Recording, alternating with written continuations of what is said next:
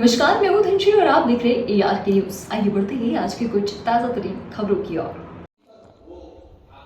शिवपुरी। बड़ी खबर शिवपुरी जिले के सतनवाड़ा स्थित university institute of technology RGPV college अय्याशी का गढ़ बन गया है।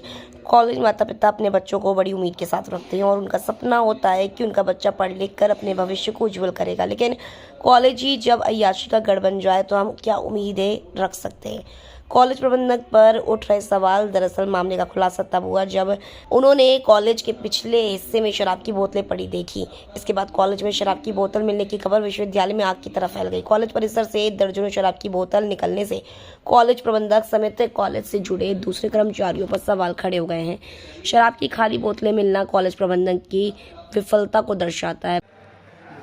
सर, ये जो आपके कॉलेज कैंपस में अभी हमने देखा तो हॉस्टल तरफ कुछ दारू की खाली बोतल है और कुछ ऐसे आपत्तिजनक सामान मिला है, तो इसके संबंध में थोड़ा बस आपसे चर्चा करना चाह रहे थे। आप इसको दिखवाएं सर, क्या है।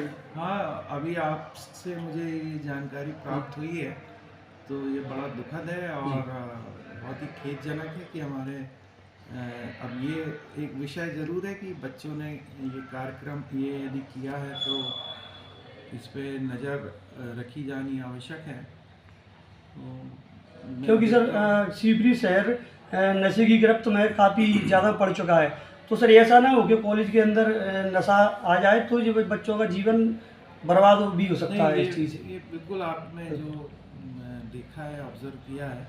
हालांकि हम लोग समय समय पर सफाई करवाते हैं, इस तरह का हमें पहली बार ये चीज़ मिली है, देखने में आई है। तो अब हम औचक निरीक्षण करते हैं हॉस्टल में और इस चीज़ को देखते हैं कि ऐसा कभी आगे ना हो। बाकी अब बच्चों एक्चुअली हॉस्टल में कोई भी इनकी स्वतंत्रता की दृष्टि से वार्डन कभी भी हॉस्टल में नहीं रहता है, तो रात्रि में ये क्या कर रहे हैं ये इस तरह सर लेने तो बाहर जाना पड़ता होगा इस चीज़ को।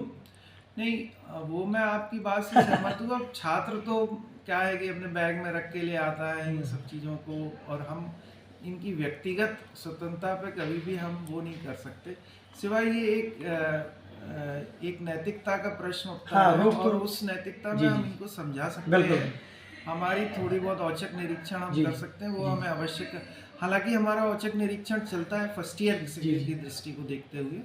हम लोग कभी भी रैगिंग ना हो इस पॉइंट ऑफ व्यू से हमारा एक पूरा कालखंड होता है। हमारे करीब 12 बजे तक हमारे शिक्षक वहाँ उपलब्ध होते हैं 1 बाय 1। पर ये स्थिति यदि वहाँ पे हो रही है तो एक स्वाभाविक है कि ये एक गंभीर विषय है और इस पे हम कोई उचित कार्रवाई और यदि ऐसा भविष्य में ना हो इस पे ज़रूर हमें ध्यान देना। ठीक है, थैंक यू सर। ऐसे ही खबरों में बने रहने के लिए हमारे चैनल को लाइक, शेयर और सब्सक्राइब करना ना भूलें।